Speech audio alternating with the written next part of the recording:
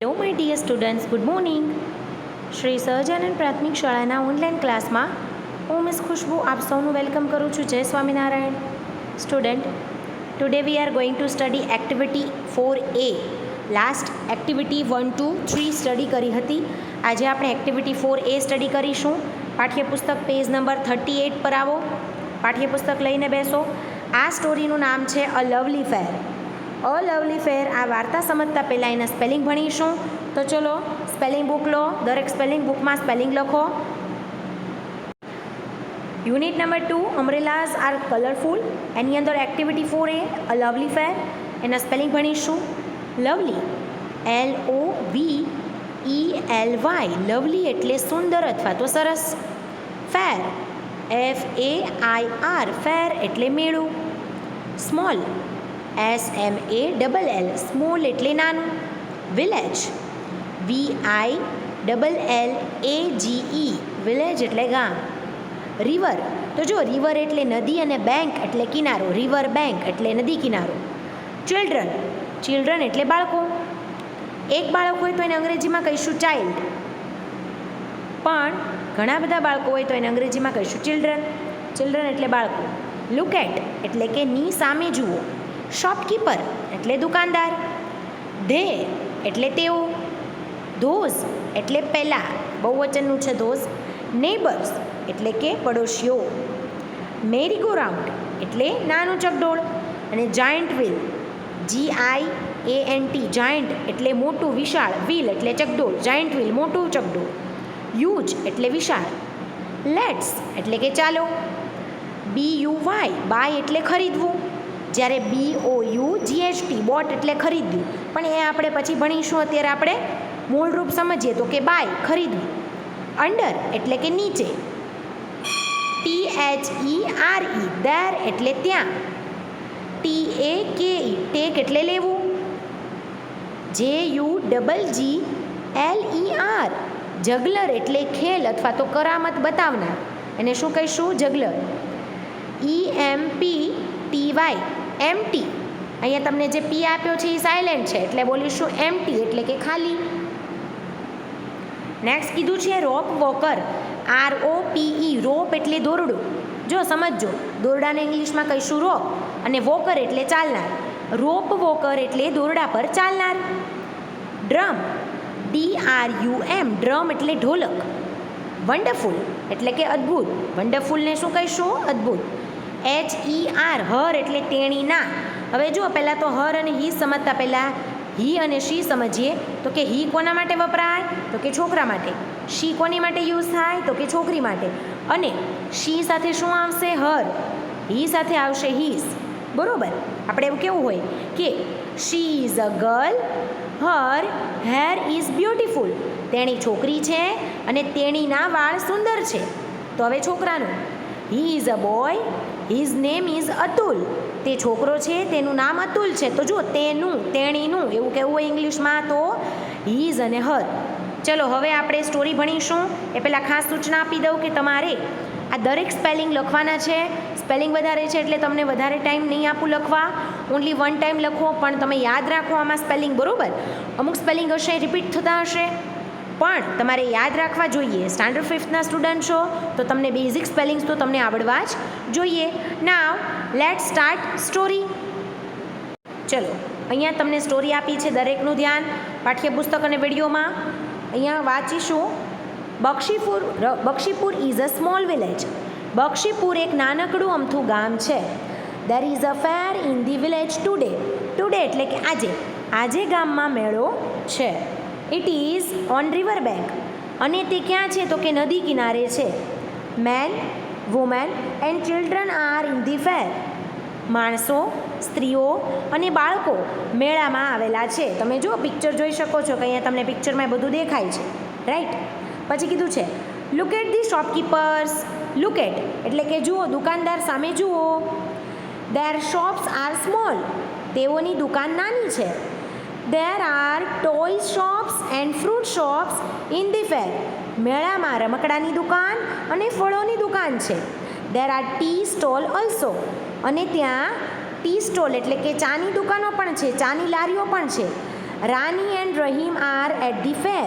રાની અને રહીમ પણ મેળામાં છે. Rani is 5 years old. Rani 5 વર્ષની છે. Rahim is studying in standard 5. અને રહીમ 5મા ધોરણમાં અભ્યાસ કરે છે. અહીંયા તમે જોઈ શકો છો, પિક્ચરમાં તમને બતાવે છે. હવે આપણે જોઈએ Rani ask, is there a balloon man in the fair. Ask એટલે કે પૂછવું. રાની પૂછે છે. શું પૂછે છે? Is there a balloon man in the fair. શું મેળામાં ફુગ્ગાવાળો માણસ છે? Rahim says yes there is. Rahim કહે છે કે હા તે છે. Rani ask where is he. રાની એમ કહે છે કે તે ક્યાં છે, એટલે ફુગ્ગાવાળા માણસની વાત કરે છે. Rahim says look at he is near the tea stall. રહીમ કહે છે કે જો તે તો ચાની દુકાનવાળા પાસેની એની નજીક છે. રાની આસ્ક અખિલ સોરી અહીંયા આવશે રહીમ. રહીમ વો આર ધોઝ ચિલ્ડ્રન. રાની રહીમને પૂછે છે કે રહીમ એટલે તમારે અખિલની જગ્યાએ રહીમ લખી દેવાનું છે. રહીમ વો આર ધોઝ ચિલ્ડ્રન એટલે કેમ કે છે કે રહીમ પેલા બાળકો કોણ છે? Rahim says they are my neighbours. Rahim એમ કે છે કે તેઓ મારા પડોશીઓ છે. They are Asif, Joseph, Vedant, Bhavik and Nachiketa. જો એ જે એના બાળકો જે છે ઓલા બાળકો એના પડોશી એના નામ કહે છે. Rani ask what they are looking at. Rani એમ કહે છે કે તેઓ કોને શોધી રહ્યા છે? Rahim says colourful balloons. Rahim કહે છે કે રંગબેરંગી ફુગ્ગાઓ. જો અહીંયા તમને ચકડોળ પણ દેખાય છે, એની વાત કરીશું. Rani ask what is that Rahim. Rani પૂછે છે કે તે શું છે Rahim. Rahim says it is called a merry-go-round. Rahim એમ કહે છે કે તેને મેરીગો રાઉન્ડ તરીકે ઓળખવામાં આવે છે, એટલે કે તે નાનું ચકડોળ છે. ઇટ ઇઝ સ્મોલ, તે નાનું છે. Look at the giant wheel near the merry-go-round. એમ કહે છે કે પેલું વિશાળ ચકડોળ જો કે જે મેરીગો રાઉન્ડ નાના ચકડોળ પાસે છે. ઇટ ઇઝ હ્યુજ, તે એકદમ વિશાળ છે, મોટું છે. Rani ask let's buy ice cream. Where is the ice cream stall. Rani કહે છે કે ચાલો આઈસ્ક્રીમ ખરીદીએ, પણ આઈસ્ક્રીમ સ્ટોલ ક્યાં છે? Rahim says it is under that tree near the giant wheel.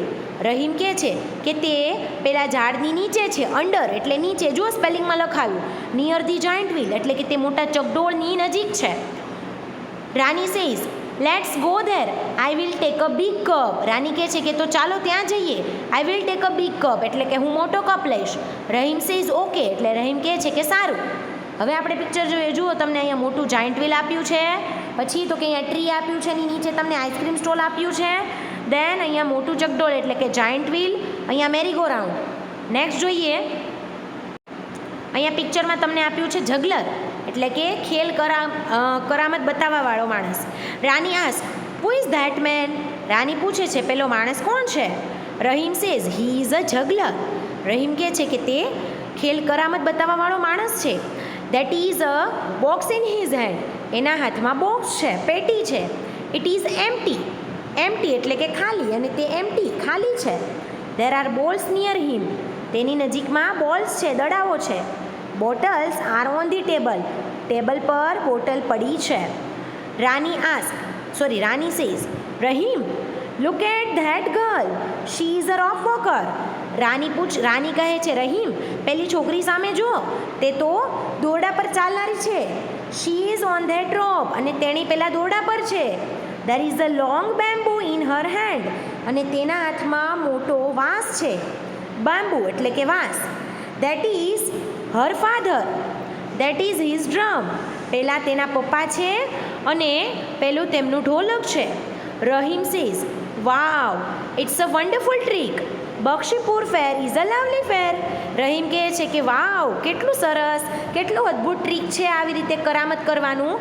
બક્ષીપુરનો મેળો ખરેખર સરસ મેળો છે. જુઓ તમે રોપ વોકર એટલે કે દોરડા પર ચાલે છે પેલી ગર્લ, એ અહીંયા બતાવ્યું છે. તેના ફાધર પાસે ઢોલક છે, ડ્રમ બજાવે છે, વગાડે છે. આ મુજબ આપણે આ સ્ટોરી વિશે સમજીએ. અહીંયા પણ તમને ચકડોળ, મેરીગો રાઉન્ડ અને જાયન્ટ વ્હીલ વિશે વાત કરી છે. દેન અહીંયા આપણે જોઈ શકીએ છીએ બલૂન મેન આપ્યો છે તમને, ફુગ્ગાવાળો માણસ. અને અહીંયા લખ્યું છે ટી સ્ટોલ. પછી અહીંયા રમકડા અને ફ્રૂટની શોપ આપેલી છે. તો આ મુજબ આપણે જોયું, બરાબર. આ તમને આપ્યો છે લવલી ફેર બક્ષીપુરમાં લાગેલો છે આ મેળો. અને આ મુજબ આપણે આ સ્ટોરી સમજ્યા, એના સ્પેલિંગ સમજ્યા. તમારે શું કરવાનું છે હોમવર્કમાં? હોમવર્ક બુકમાં એકવાર સ્ટોરી લખવાની છે અને સ્પેલિંગ બુકમાં એકવાર સ્પેલિંગ લખવાના છે. સ્ટોરી યાદ રાખવાની છે. તો આજે એટલું રાખીએ છીએ. નેક્સ્ટ લેક્ચરમાં આના ક્વેશ્ચન આન્સર ભણીશું. ત્યાં સુધી હસતા રહો, ખુશ રહો અને તમારું ધ્યાન રાખો. આવજો. Take care. Thank you all of you. God bless you my all dear students.